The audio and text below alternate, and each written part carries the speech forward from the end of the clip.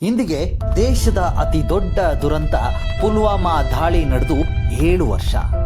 2019ರ February 14 Jammu ಕಾಶ್ಮೀರದ ಹೆದ್ದಾರಿಯಲ್ಲಿ ನಡೆದ ಆತ್ಮಾಹುತಿ ದಾಳಿಯಲ್ಲಿ 40ಕ್ಕೂ ಹೆಚ್ಚು ಸಿಆರ್ಪಿಎಫ್ ಯೋಧರು ಹುತಾತ್ಮರಾದರು. ಇಡೀ ದೇಶ ಶೋಕ ಸಾಗರದಲ್ಲಿ ಮುಳುಗಿತ್ತು. ಆದರೆ ಈ ದುರ್ಘಟನೆಯ ಹಿಂದಿರುವ ಭದ್ರತಾ ಲೋಪ, ರಾಜಕೀಯ ಲಾಭ ಮತ್ತು ನಂತರ ನಡೆದ ಘಟನೆಗಳ ಬಗ್ಗೆ ಇಂದಿಗೂ ಅನೇಕ ಪ್ರಶ್ನೆಗಳು ಉತ್ತರಕ್ಕಾಗಿ ಕಾಯ್ತಾ ಇವೆ. 2019ರ ಪುಲ್ವಾಮಾ ದಾಳಿಯ ಸಮಯದಲ್ಲಿ ಜಮ್ಮು ಮತ್ತು ಕಾಶ್ಮೀರ ರಾಜ್ಯಪಾಲರಾಗಿದ್ದ ಸತ್ಯಪಾಲ್ ಮಲಿಕ್ ನೀಡಿದ ಹೇಳಿಕೆಗಳು ದೇಶವನ್ನೇ ಕಳವಳಕ್ಕೆ ಗುರಿ ಮಾಡಿದ್ವು. ಮಲಿಕ್ ಅವರು ಬಹಿರಂಗವಾಗಿ ಹೇಳಿದ್ದು ಏನು? ಸಿಆರ್ಪಿಎಫ್ ಯೋಧರನ್ನ ವಿಮಾನದಲ್ಲಿ ಸಾಗಿಸಲು ಕೇಂದ್ರಕ್ಕೆ ಮನವಿ ಮಾಡಲಾಗಿತ್ತು, ಆದರೆ ಈ ವಿನಂತಿಯನ್ನ ಗೌಪ್ಯವಾಗಿ ನಿರ್ಲಕ್ಷಿಸಲಾಯಿತು ಎಂದು ಅವರು ಹೇಳಿದರು.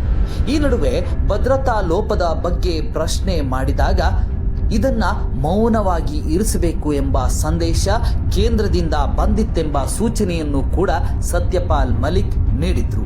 ಹಾಗಾದರೆ ಈ ದಾಳಿ ಕೇವಲ ಪಾಕಿಸ್ತಾನದ ದಾಳಿ ಮಾತ್ರನಾ, ಅಥವಾ ಒಳಗಿನ ಉದ್ದೇಶಿತ ನಿರ್ಲಕ್ಷ್ಯವೂ ಕಾರಣವಾಗಿದ್ದೆ? ಯೋಧರ ಪ್ರಾಣಗಳನ್ನ ಉಳಿಸಬಹುದಾಗಿದ್ದ ಎಲ್ಲಾ ಅವಕಾಶಗಳಿದ್ದರೂ ಏಕೆ ಕ್ರಮ ಕೈಗೊಳ್ಳಲಿಲ್ಲ?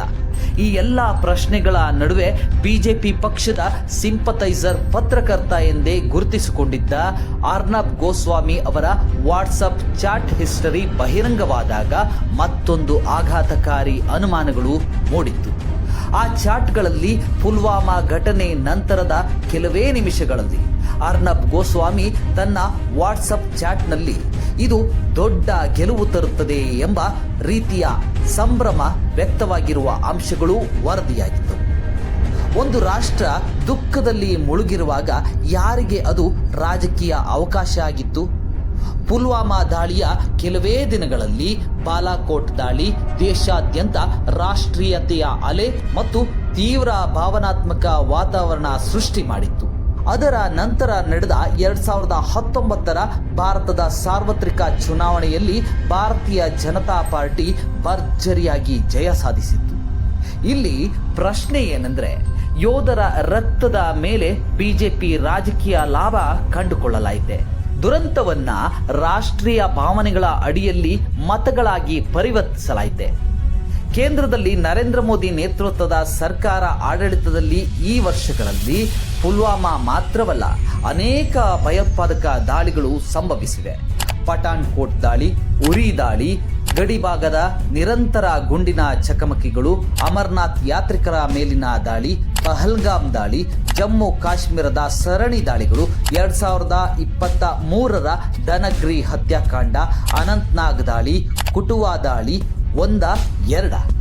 ಭದ್ರತಾ ವ್ಯವಸ್ಥೆ ಬಲವಾಗಿದೆ ಎಂಬ ಪ್ರಚಾರದ ನಡುವೆಯೂ ಈ ದಾಳಿಗಳು ಯಾಕೆ ನಿಲ್ಲಲಿಲ್ಲ? ಪ್ರತಿ ದಾಳಿಯ ನಂತರ ಜವಾಬ್ದಾರಿ ಯಾರು ಹೊರಬೇಕು?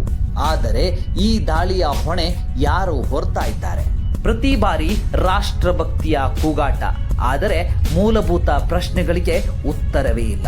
ಪುಲ್ವಾಮಾ ದಾಳಿಯ 7ನೇ ವರ್ಷದಲ್ಲಿ ನಾವು ಕೇವಲ ಯೋಧರಿಗೆ ಶ್ರದ್ಧಾಂಜಲಿ ಸಲ್ಲಿಸುವುದಷ್ಟೇ ಸಾಕಾಗದು. ಈ ದಾಳಿಯ ಸತ್ಯ ಏನು? ಭದ್ರತಾ ಲೋಪಗಳ ತನಿಖೆ ಪೂರ್ಣವಾಗಿದೆಯೇ? ಸತ್ಯಪಾಲ್ ಮಲಿಕ್ ಅವರ ಆರೋಪಗಳಿಗೆ ಉತ್ತರ ದೊರಕಿದೆಯೇ? ಯೋಧರ ತ್ಯಾಗವನ್ನ ರಾಜಕೀಯ ಘೋಷಣೆಯಾಗಿ ಬಳಸುವ ರಾಜಕಾರಣವನ್ನ ಪ್ರಶ್ನಿಸುವ ಸಮಯ ಇದು. ಪುಲ್ವಾಮಾ ದಾಳಿ ಕೇವಲ ಒಂದು ದುರಂತವಲ್ಲ, ಅದು ಉತ್ತರಿಸಿದ ಪ್ರಶ್ನೆಗಳ ಸಂಕೇತವಾಗಿದೆ. ಇಂದು ಯೋಧರ ಸ್ಮರಣೆಯೊಂದಿಗೆ ನಾವು ಸತ್ಯದ ಉತ್ತರಗಳಿಗೂ